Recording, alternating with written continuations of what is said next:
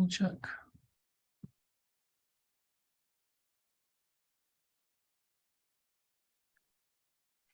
It's getting there. Oh, I think it's true. Okay, and it looks like we're live. Awesome. Okay, great. So let's just dive in.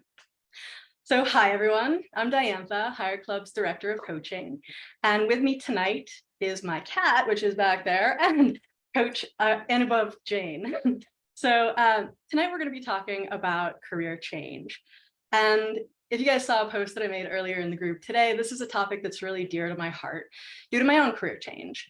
I used to be a substance abuse counselor. And I mean, not only that, I was like one of those annoying people who always knew what I wanted to be when I grew up. I mean, literally, I've never had a plan B. And so, you know, I got the education, I got the training, and I worked in the field for a good decade. But towards the end of that decade, I ended up being super burnt out, feeling really discouraged and absolutely stuck because like the career I had chosen was not what I expected it to be. I wasn't able to help people the way that I wanted to help them. And I just felt kind of powerless and I didn't know what to do next. So I was like, well, I guess I'll just hate my career. And then fortunately I got downsized, which was, I mean, it was unfortunate at the time. I was very angry about it at the time, but it helped me to really confront the fact that I didn't want to be a therapist anymore. And then I had a new dilemma of like, okay, so now what? And it took a good 6 months of unemployment, a lot of soul searching, a bit of an existential crisis. And that's what ultimately led me to coaching. It's got everything that I really love about helping people in the ways I want to help them without the healthcare stuff and insurance companies and all that. But it was not an easy journey. Like it was a struggle. And there were plenty of times where I was like, I should just, you know, go back to what I know. And I'm glad that I didn't because I mean, I never thought I would be as happy as I am with my career right now. Like it was definitely not something that could have been possible as a therapist. So that's also why I was really excited to hear that Anubhav was working with clients specifically who were making career changes. And the way he was approaching it, it just really intrigued me. And I was hoping he would share some little gems of insight because not only that, I mean, I've changed careers once, he's changed careers 5 times. So it's probably like no big deal to him now. But for the rest of us, it's still a little terrifying. So anyway, Anubhav, why don't I shut up about myself and let's talk about you. So where are you located? I'm here in Northern California in Oakland, Okay, very great. close to UC Berkeley and San Francisco. And what makes this an important topic to you, both personally or professionally? Yeah, that's a great question. I think personally, as you said, I've changed my career 5 times. Unlike you, who seem to know what you wanted to be when you grew up, I had no clue who or what I wanted to be when I grew up. I just knew that I didn't want to do what was my prescribed path from my mom's side of the family and my dad's side of the family. And so, you know, I studied architecture for my undergrad, which was like 5 years of education, and very quickly realized that that's not a path that I wanted to follow. But I wasn't sure what I wanted to do. And luckily, I was able to get into a profession that I got intrigued by and got interested in, and again, lost interest very quickly. But again, and that was UX design. And unfortunately or fortunately, I needed to stay at a job to get a visa and get a green card because I'd immigrated from India to the US. And so I felt so stuck at a job that I wasn't completely enjoying, or there were large parts of it that I was not enjoying, and I didn't know how to get out of it. So having gone through that struggle in knowing how challenging it is to, and now being at a place where I'm really enjoying the work that I'm doing, the people that I'm working with, and just all of the aspects of it, knowing that something else is possible, I think just makes it really interesting for me to support other people who might be in that part of their journey. And then also just, you know, having worked with different people over the years, and also just like noticing one of the main things that a lot of people, more people than you would imagine, are not happy at their job. I think there's like some sort of like 80% of people are unhappy at their work. Crazy. And the most interesting thing that I find is even some of the smartest people don't always know what their biggest strengths are. And when you don't know what your biggest strengths are, they don't know what kind of jobs, what kind of roles, what kind of careers they could be stepping into, where they could be doing way better than where they're at right now. Yeah. Also, on the flip side, I find that sometimes people know what they're good at, but it's not what makes them happy. But they think, well, I guess I was kind of in that bucket of people. So I was like, well, I guess I'm getting good at this therapy thing, but not happy with it anymore.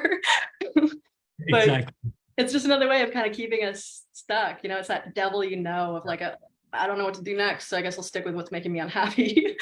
But it is crazy. So many people know they're unhappy, and there are tons of options for like paths you could go down. Although I think maybe that's sometimes what kind of keeps people stuck, right? It's that overwhelm of too much variety, too many options, and how do you narrow it down? And how do you know if it's the right path? Which I was actually thinking about just your career transitions earlier today. And one of the things that kind of dawned on me is like, even if you weren't 100% sure of the next path you took, you still took a path, and it was still a step forward rather than staying stuck. So I don't know, I think that's just an important point to make. It doesn't always have to be 100% you're sure this is your dream job. That was that way. That was wrong. But as long as it's a step forward, that's still getting closer to something that can make you happy. And Exactly. that's what's important with work, right? And it didn't come easy to me, especially early on, because when I was at a job and I was doing it and I was doing it well, I thought, even though I wasn't happy, I thought this was just, what I was supposed to do. The only reason I was able to move forward is I got let go from my job. And that sort of helped me sort of on the path of starting to rethink, like, do I want to do this? And then I took another job and I got let go of that job as well. So I was like, okay, there's something about this that even though I'm really good at it, that's not working. That got me thinking. Otherwise, I would have been easily stuck in that career path for much longer than I did as well. Yeah, So, it's crazy how like sometimes getting let go can be an opportunity to be like, okay, so that wasn't it. Not happy with that path.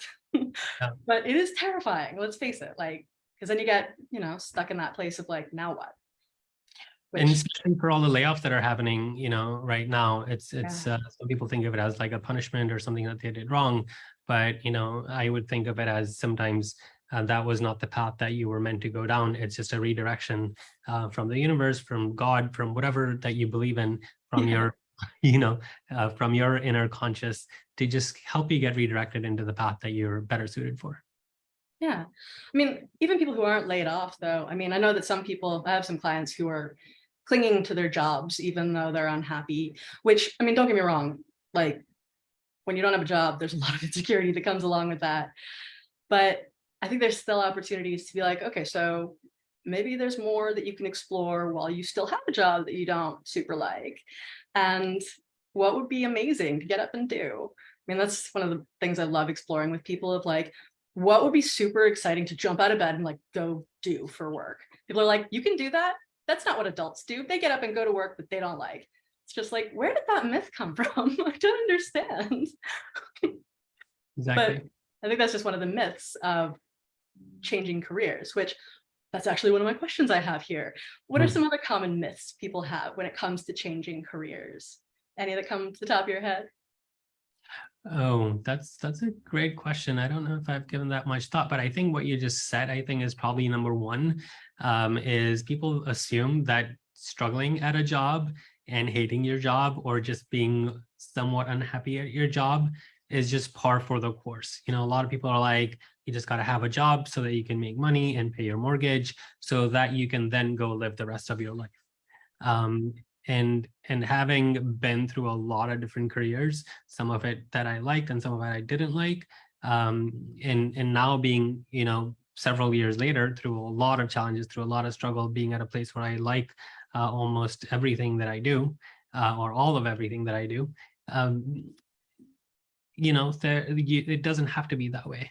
And I think now there's a lot of, there's Harvard Business Review articles and other people that are talking about this as well. Yeah. Another myth that I see people buy into as well is changing careers means I have to start from zero, Mm. which it's like, no, you had time working in a career. You've developed skills. I think sometimes people just get so convinced like these skills for this job and this career. And if I want to go this way, I have to go back to school.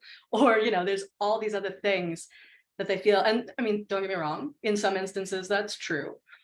But I find that that's usually not the case. You don't have to go back and get another 4-year degree or like, a master's and a doctorate. You can if you want. I'm all for education. I'm super nerd myself, but it can be easier than that, right? It can be faster than that. It's just about knowing your value and how to translate that into another career. I mean, you've had tons of experience with this, right? Yeah, exactly. I think that's an excellent point, Diantha, and thanks for saying that because, having changed my careers in small and big ways over the years, as you said, every time, like I studied architecture for undergrad and then I switched to UX design, and a lot of people said to me like, hey, Anubhav, you just like threw away everything, 5 years of an undergraduate degree and you're starting afresh. Like, isn't that scary? Isn't that stupid? Why are you doing that? And I was like, no, there's so much that I learned in undergrad that the strengths that I built in terms of, strategic thinking, big vision, cross-functional collaboration, working with teams, that I bring to the work that I do next, in my UX design career. And not only that, I am leveraging my strengths for being really good at computers and technology and figuring out, how things work. So, and then, 5 years ago, I started on this other path that I didn't know would lead me to becoming a coach. But I was just, even at that point, even though it felt like for a long time, even though I was in the program for a couple of years before, I was like, I don't know why I'm doing this, other than just like, I love doing it. Yeah. But I realized that what I was leveraging in this new career, this new path, this new education thing that I signed up for was my love for understanding people. And I left architecture because it did not give me an understanding of people. I got into UX design because it gave me some basic tools for understanding humans. And then this new program that I started 5 years ago just like delved deeper into that. So that was just like an evolution of something that I'd already been doing in the past. So even when we think that we're like completely starting over, we're never really doing that.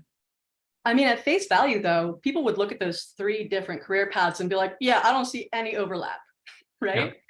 And that's so common because there is that like mindset, right? People get stuck in. They think of things as like, this is one thing and this is another. It's like, but is it, what if you take away the labels, take away like the actual, okay, this is just this career, and you actually look at what you're doing? How does that translate into, this is like transferable skills, right? Where you identify the things that can actually be done in other ways, in other careers, in other professions. People, I mean, I've known so many people who get really surprised of like, wait, I actually do have a lot of these skills. I actually can do this job. I mean, what did they say? I think there was like a Harvard study on this. I don't remember if that's actually true. Might be someone else who did it, but they say like on average, men have to be 65% sure they can do a job for them to apply. I think for women, it's a little bit, well, a lot higher. I think it's like 99% sure, but either way, it's a mindset, right? Whether or not you can do the job, you have to evaluate your skill set. And oftentimes there's overlap for a lot of things. Yeah. I mean, architecture and UX design doesn't seem like there would be a ton of overlap, but I don't know a ton about either. So you'd probably be better suited to determine that. But all right. So one more quick one on the myth. I think it's sometimes people think it's too late to change your career. And if you look at, like the movie industry and all other famous and successful people, people have changed careers all the way up until, 60, 70. My mom just started like a whole new career 2 years ago, and she's like 65 teaching online. And, the first time I did my major career change was like, from undergraduate to my graduate program. So I was 23, but now I'm 44. And I started this new path, less than 6 months ago, in terms of a new direction that I'm going, and my education about it like 5 years ago when I was 39. So it's never too late. I'm sorry. I think I need to mute notifications. I'm sorry about that. I didn't realize it was on. And I don't know where to turn it off. Go away. Okay, sorry about that. But okay. So anyway, no, but again, it really is about that shift though, right? Looking at what is possible instead of letting these preconceived notions determine what path we take. Because I mean, I've heard that a lot too. I'm too old to change careers. I mean, if you think you are. And some people in their 20s think that it's too late. I know, 27, right? 28, 29. They're like, oh my God, it's too late for me to change. It's not. You can be 65 and change your path.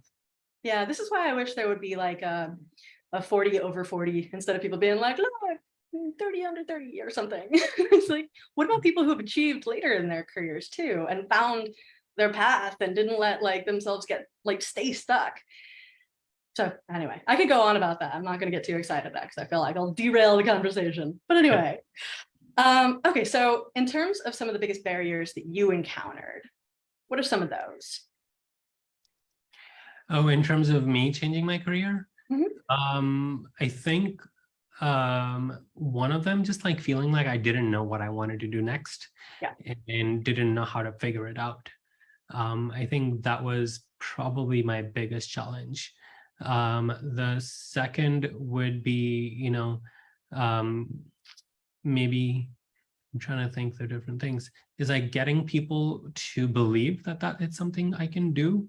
Also has been a little bit of a challenge in the past, especially because I was born and raised in India, immigrated to the US when I was 23. And whether you like it or not, if you call it racism or just racial bias or a perception that we develop, every time somebody looks at me, in the past, people just thought of me as, oh, you're a techie, you're good at computers. Right. And when sometimes I tell people, oh, I could be their coach, sometimes it's hard to believe. Over here, I've discovered like people draw blanks. So what really recently helped me switch careers was I recently went to India, and in India, people don't have that bias. So I could say to them, I could do, whatever, and they would believe me. And and so once I was trying to practice saying out loud, like, oh, this is actually what I do. I went to India, practiced out loud, and nobody had that question. It helped sort of reinforce in me the idea that, yes, I can do this. Yeah. And also say it out loud in front of people over here in the US. Right? No, I mean, that's so essential when it comes to building the confidence to really make the change. I mean, scratch confidence is about building the courage, right? Because it's no matter what, it's scary to change careers and you never get rid of that fear totally. But if you build the courage to do it, you do it scared. And like, I'm doing this because it's amazing and I want to do it. I'm pretty sure I can do it. No guarantee, but let's go. And you make that leap of faith, right? I think the two other big challenges that I also faced, and I think people face, is one, just being afraid of not making money for a while. I have had a lot of financial challenges from changing careers in the past. And, luckily I have been single. I don't have any, people or humans or pets that I'm taking care of. So it gave me that flexibility. Some people don't have that. And then the other thing was, my parents questioning me to be like, why are you doing this? Like, this is just focus on the one thing that you're good at. And, trying to convince them like, no, this is what I'm really passionate about and I want to switch to it. It took them a few years to come around to be like, oh yeah, we see it. Yeah, my family too. Actually, I found that I made two mistakes in like the same genre, but in two different extremes. So at first, my first mistake, I tried to do everything on my own by myself. So trying to figure out everything on my own, not talking to people about it, taking online assessments, looking at all these different articles to try and, find answers without getting help. And then I made a flip mistake of then asking everybody I knew, like, what should I do with my life? It was a panic situation, both extremes. And I mean, don't get me wrong, I think getting input from others, getting support from others is absolutely essential. Going it alone, bad idea. Yeah. But I think Like, what would have been more helpful, instead of asking people, what should I do with my life? What should I do for my next job? Would have been better for me to get the support I needed to like reflect internally, because ultimately, and I found this to be true for myself and true for every career changer I can think of that I know and have worked with, but we have the answers to what makes us happy. We're the only experts on our own lives. I found when I actually started doing more reflecting and talking more to people about like, hey, this is what I think I really enjoy. Like, what are your thoughts on that?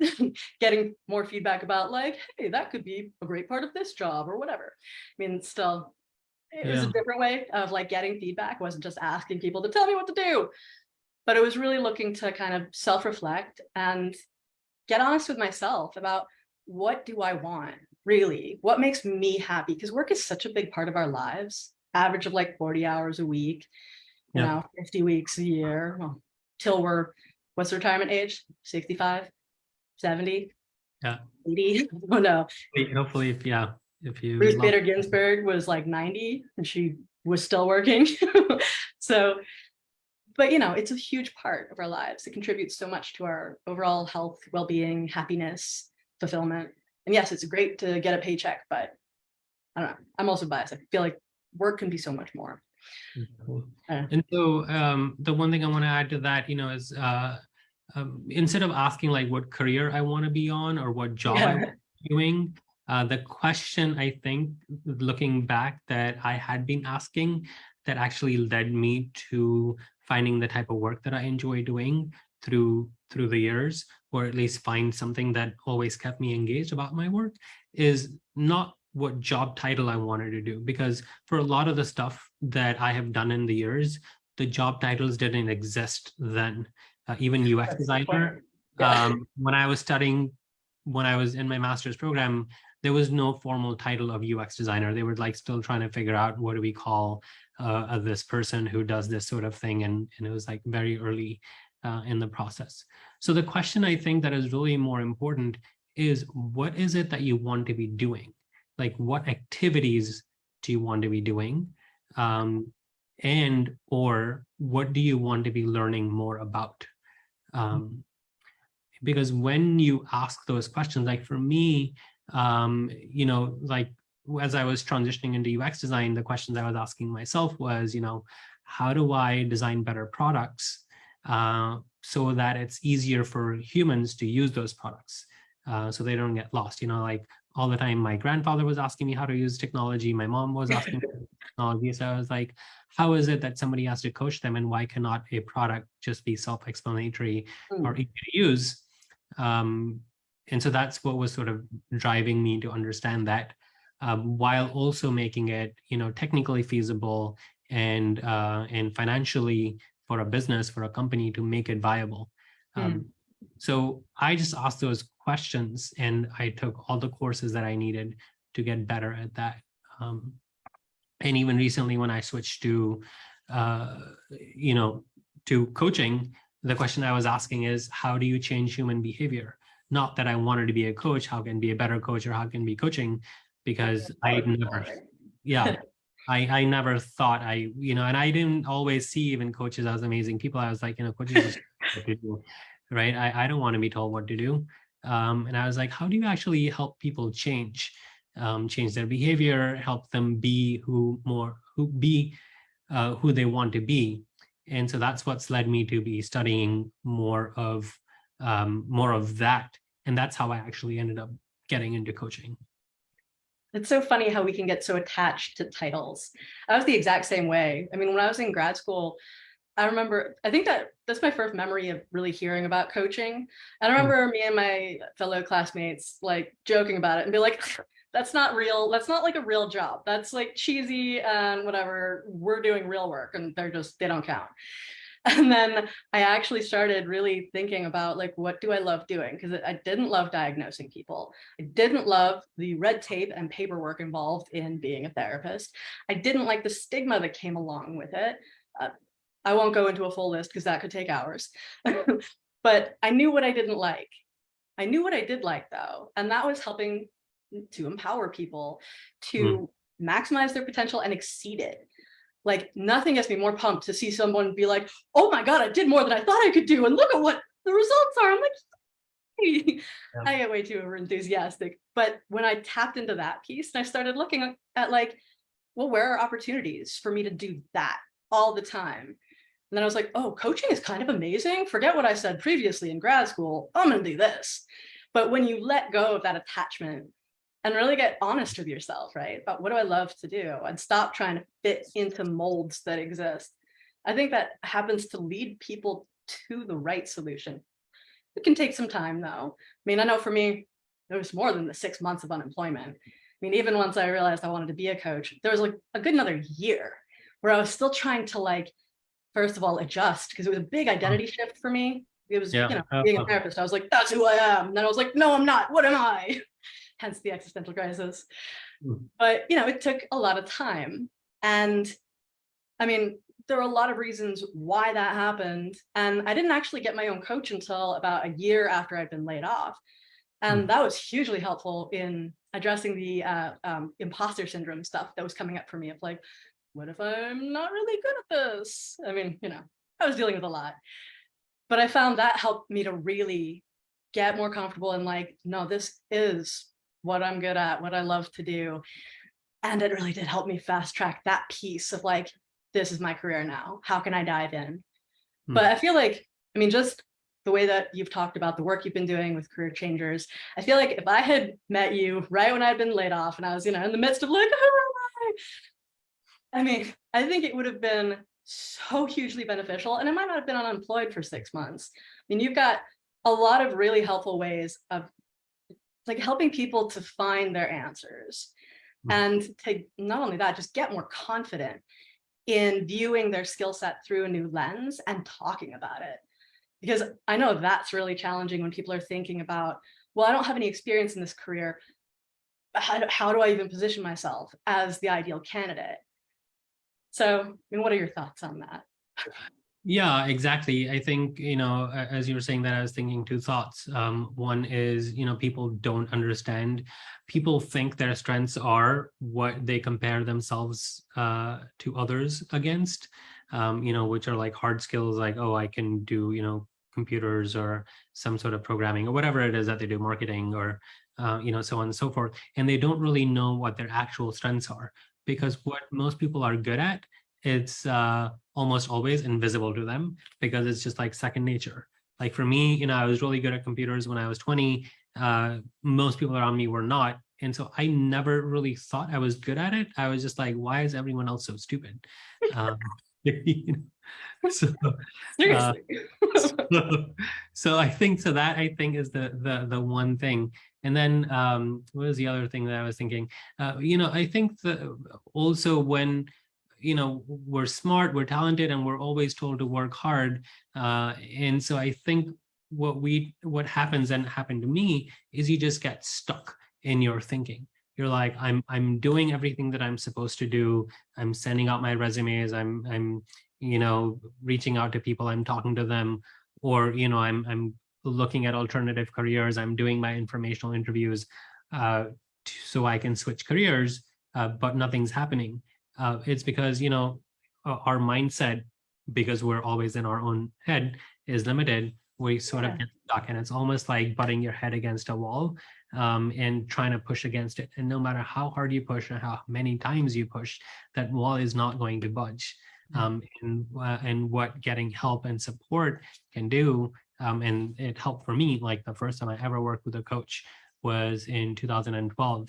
Is just getting the relief of like, take a deep breath, stop pushing against this wall. All you got to do is either walk left and find the door through the wall, or notice that the wall ends after 10 feet and you can just walk around it. Or, maybe you're walking in the wrong direction and you just have to turn around and walk, a different direction.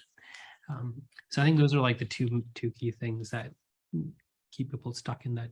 Yeah, I mean, but you definitely like take it to the next level when it comes to career changers. Because I mean, you don't just help them shift their mindset. You also, like, one of the things that you've talked to me about is like, I mean, this is only part of it, but helping them to revise their resumes, right? And that's something, sure, you can like go and have somebody like pay somebody to do it for you. But when it comes to shifting like your mindset in a career change, I think it is important to really talk through that process of like, okay, what is currently on my resume? What does it say? What does it talk about in terms of my skills, and how does it fit into like a career path?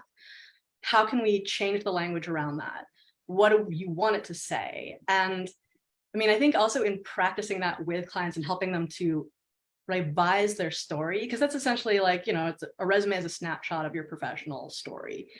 Yeah. And the tone of that can change. But I mean, I've also seen you help clients get more confident in like, well, just talking about their resume because they're understanding how it's evolving as it's being written.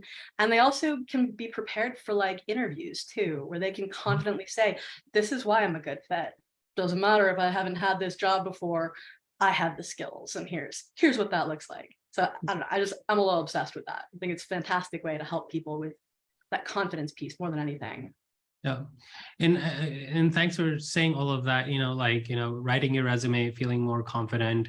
And I forget what was the third thing that you said, being better at interviewing. I think talk about yourself. Yeah. How you talk about yourself. People think those are the things that they want, and that's what people come to me when they're looking for. But those things are actually just the outcome of, working through this. So helping see what your strengths are that you don't see, that even though you can do your job well, what is it that makes you stand out from everyone else? I think I was sharing with you earlier, unless you're like a top 3 surgeon in the world on, heart surgery, or, you're like expert at machine learning or AI, a lot of people think that if I'm just going to say like, hey, I used to do this, I've done it, I have an education in it, here's my resume that shows that it's true, that people will look at the resume and be excited and want to work with you. But the reality for most of us is, as a UX designer or marketing or even an engineer, there's like 3,000 or 30,000 people out there who can, now with remote work, you can hire people around the world, can do that job. So identifying what your strengths are and bringing them out through your resume, through the job interview, and being able to communicate that in those conversations is the thing that helps you stand out, and also find the right alignment with the kind of job you're looking for, because not every company is looking for X, Y, or Z. Yeah, I mean, it's a very holistic approach though, because it really does get to the heart of what makes work matter for somebody. Because you're right, when it comes to culture, some people are just like, give me a job in this field, any job, doesn't matter. But let's face it, like the company culture, people you work with, has a big influence on how happy you are at work. I mean, what's that saying? People don't leave bad jobs, they leave bad managers. Also important, but helping people to understand, again, what makes them happy at work. I mean, it sounds simple to say, but it is a process. But once you kind of better understand yourself, I mean, this is one of like the key benefits of going through this kind of deep work. You take that with you, and that helps you with other career like changes or even evolutions, promotions or next steps, or even planning retirements, things like that, starting your own business. Better you know yourself, more able you are to articulate the kinds of, stuff that you bring to the table. And I think that can be just endlessly beneficial. But anyway, all right. So I think, did I ask all my questions? I can't remember. Oh, last one. So actually, no, 2 more. What are some common reasons people give up on or are unsuccessful in their career change? Have you seen people just be like, I want this career change, and then, I guess not. Yeah, I think sort of the one thing is what I was alluding to, is they write their resume that just tells people what they've done in the past. And then they send it out to other people, hoping that other people can see what their hidden strengths are. And like, hey, you've done this, I'm sure you can be good at this other thing. And of course, that happens every once in a while to some people. But for a large majority of people, I was recently talking to someone and they said like they'd send out the resume to 150 companies and barely gotten any interviews. So I think that is one of frustration. Yeah, make you quit. Yeah. exactly. I think the second is, interviewing, how you talk about yourself when you show up, um, being able to demonstrate that you have the skills and communicating confidence. And confidence is a thing that doesn't, you can watch a lot of YouTube videos on what to say and how to say it. Confidence really comes from, your presence on the inside, on how good you feel about what you're talking about. And that is just sort of resonated, what's the word, through osmosis, like in plants, like, through mirror neurons in humans. If you're feeling confident, then the other person feels confident that you are confident about what you can do. So I think really the biggest thing that keeps people from successfully changing careers is knowing their strengths, communicating it effectively, knowing that it takes time, and knowing that there might be a financial hump of some sort. Either, you'll get a dip, or you'll have to work, 2 jobs, or sort of, build something on the side. Well, that's not always true. It's another factor to consider, right? Like when I started my, that's a fear that people have, is what I'm saying. It's not always true in reality, but a lot of times people think that that's how it's going to be. Like when I started my web design agency, I just didn't like quit my job and then, started afresh. I tested it out over a period of time to be like, hey, is this something I want to do? Am I getting clients? What does it actually entail? So, sort of ramping it up before you completely quit what you were doing.